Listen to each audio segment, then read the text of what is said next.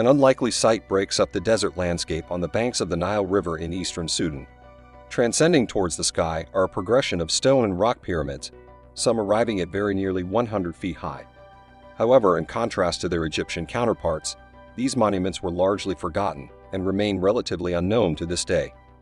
The real reason why Sudan's stunning ancient pyramids were left out of books about history. However, before we get everything rolling, hit that subscribe button and become a piece of our local area of similar people who love history facts. Let's get started. Approximately 120 miles northeast of Khartoum, a city in Sudan. These pyramids are what's left of Meroe, once the capital of the antiquated realm of money. For thousands of years, this extraordinary human progress controlled the district of Nubia, loosening up past the waterway Nile.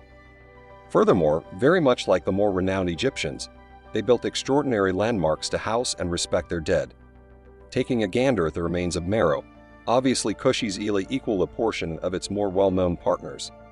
As a matter of fact, its pharaohs once controlled everything from Khartoum up to the Mediterranean Ocean, maybe the biggest realm throughout the entire existence of the locale. So for what reason is this development been consigned to a reference in history, while Egypt's rulers and landmarks are concentrated on in each school? Inside the city of Meroe are a larger number of pyramids than can be tracked down across the entire of Egypt. But these monuments and the people who built them have been shunned for generations despite their abundance and grandeur. Over 1,000 miles to the north, archaeologists are finally beginning to uncover their secrets after decades of ignorance. In the city of Giza, a large number of guests rush to golf at the pyramids worked by another extraordinary progress. But there are no crowds in Meroe, its transcending landmarks home to only a dispersing of unearthings. So how has the realm of Kush sneaked by the radar, while other old individuals stay venerated? The beginnings of the Kushite realm started in the city condition of Kerma, which flourished in Nubia between the 25th and 15th hundreds of years BCE, controlling an immense wraps of an area in the Nile Valley. This progress developed to equal that of Egypt in the north, and keeping in mind that something like 2,000 individuals lived in the metropolitan place during this period, a lot more possessed the remote terrains. At first, the Kush civilization was provincial and agrarian, taking part in both hunting and developing yields. During this early period that individuals constructed tremendous designs out of mud blocks, where they loved and let their dead go. In the meantime, great pyramids were built in Egypt, a rival kingdom, to remember the pharaohs who died. The Egyptians then moved south and conquered Kerma around 1500 BCE, bringing their distinctive culture to the people of Nubia. New structures were built, and a temple was built on Jebel Barkal, a mountain on a bend in the Nile. The pharaohs controlled the region for 5 centuries. Be that as it may, the appearance of the Egyptians in Kerma didn't mean certain doom for the realm of Kush. All things being equal, its rulers moved south and laid out a seat at Nevada, nearly 120 miles from their unique capital. Furthermore, they fostered a culture that existed as one with their neighbors in the north.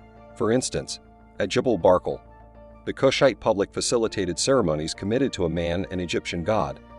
In the meantime, records recommend that there was a level of intermarriage between the elites of the two realms, yet the two gatherings had their disparities too, and they are portrayed as racially unmistakable and contemporary workmanship from the district. The New Kingdom era ended around 1070 BCE, and Egypt's influence in Nubia began to decline. The Kushites became the pharaoh's natural heirs as a result of his absence. In the end, in the 8th century BCE, the third king of Nubia set out to conquer the northern kingdom. If in the end, Pe was successful, then Kushite control over Egypt would be established, making them the 25th dynasty. Nepal has lords committed themselves to administering this new extended domain. Today, they are recognized as the Dark Pharaohs, and they ruled for 100 years in spite of the fact that their set of experiences is frequently neglected. A number of traditional Egyptian practices were revived under the Black Pharaohs, including the construction of pyramids to honor their rulers. The settlement immediately thrived thanks to admittance to exchanging courses. You can see that the dry Nubian soil was irrigated by the Nile, opening up new opportunities for agriculture and commerce. Additionally, significant assets, for example, gold and iron, were mined in the area, further supporting the situation with the Kushite capital. What's more, after some time, an unmistakable culture started to arise. Arnold Schluter, director of the Munich State Museum of Egyptian Art, told Smithsonian Magazine in September 2020 that the Kushites were influenced not only by influences from Egypt and the Greco-Roman period, but also by influences from Africa. Also, they shaped their own special thoughts. their own engineering and expressions, similar to the Kushite pharaohs who control from the Pata. The rulers of Meroe fabricate pyramids enlivened by those tracked down in Egypt, more extreme than their partners in the north. Additionally, they were not the exclusive domain of the elite, which set them apart. As a matter of fact, anybody with enough abundance would have had the choice of being entombed in one of these great landmarks. Every one of those more modest than the pyramids at destinations, for example, Giza, the landmarks at Meroe are far more noteworthy in number. As a matter of fact, only one necropolis in the city contains a greater amount of the designs and can be tracked down in the entire of Egypt. So why is this side of Sudan overflowing with vacationers quick to take selfies close by these old milestones for a really long time? The realm of Kush flourished from its capital of Meroe, and as well as incredible pharaohs, the city became home to various hero sovereigns, for example, Ammon, Uranus, who governed somewhere in the range of 40 and 10 BCE.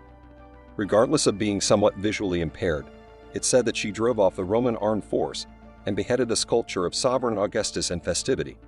The Kushites acquire all of the typical characteristics of a great civilization over time. Close by their pyramids, they fabricate sanctuaries where they rehearsed an adjusted variant of the Egyptian religions. In the meantime, they support shipping lanes and foster their own language, which keeps on bewildering specialists right up to the present day.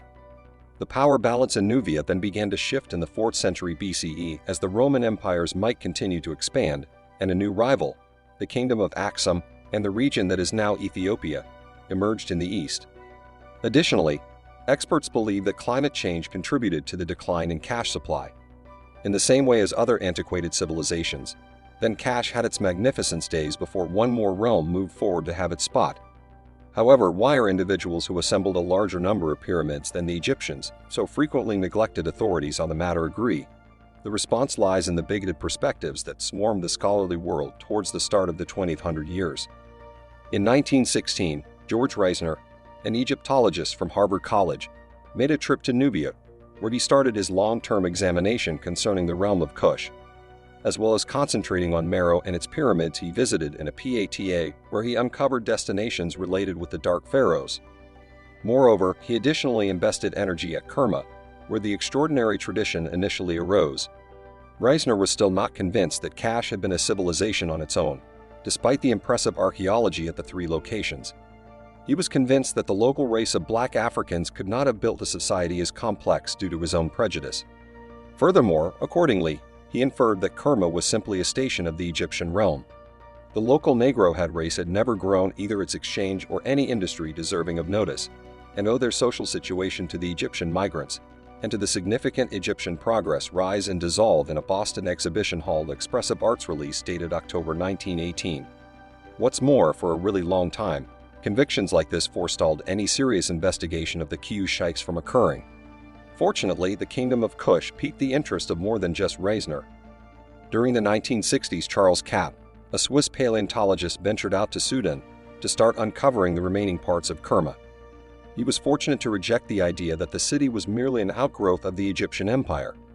Western archaeologists, including Reisner, were attempting to find Egypt in Sudan, not Sudan in Sudan. Kapp made sense of in a meeting with Smith, just a magazine. And for quite a long time he made it his main goal to uncover reality with regards to Kash. Evidence demonstrating that Kerma was the heart of a kingdom in its own right slowly emerged as a result of his efforts. However, the damage had already been done, even though the work of archaeologists like Bonnet eventually revealed the truth about the Khufutat. In addition, the Black Pharaohs have never stood up to assert their rightful place in history, even today. The dam's construction, on the other hand, continued in spite of the discoveries in the area. In the long run, archaeologists ended up at the focal point of a warm discussion. For those who live along the Meroe Dam's path, the project didn't just mean that cultural and historical landmarks might be destroyed. In the long run, upwards of 70,000 individuals would be uprooted by the office, effectively moved from rich valleys to cruel desert conditions. And keeping in mind that activists struggled to protect individuals of the Nile Valley, a few blamed the archaeologists for legitimizing this break of common liberties. In the end, the dam was finished and a significant part of the land encompassing the Nile's 4th waterfall was lowered. Furthermore, in spite of the fact that we might in all likelihood never know the number of Kushite destinations were harmed simultaneously, a few fortunes might well have been lost everlastingly underneath the surface. Presently, activists are revolting against extra hydropower projects, expecting to say beginner as old relics for people in the future. In the meantime, a few archaeologists have stayed devoted to investigating the realm of Kush, regardless of the way that quite a bit of it is currently submerged. In 2018, the classicist Piers Paul Kriesman visited Nuori, wanting to develop risers prior work. It appears that the level of water in some tombs made it difficult to access them, even at the beginning of the 20th century, but now the situation was even worse. As indicated by reports, development activities, for example, the Miro Dam, as well as environmental change and escalated cultivating resources, had caused the water levels to rise significantly further. What's more, as such, Kriesman had to daybreak jumping gear to investigate the antiquated remains. Thanks for watching. If you want to see more videos like this, be sure to subscribe and hit that notification bell so you never miss a thing.